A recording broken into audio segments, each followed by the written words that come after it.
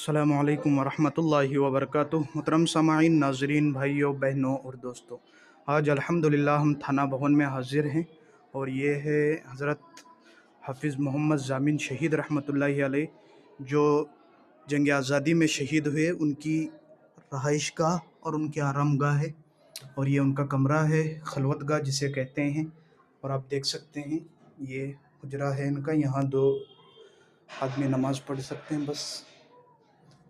और हम आपको बताएंगे, ये है मौलाना अशरफ अली थानवी नव्वरल्लाहु मरकदहू के ज़माने का, देख सकते हैं घड़ी है ये।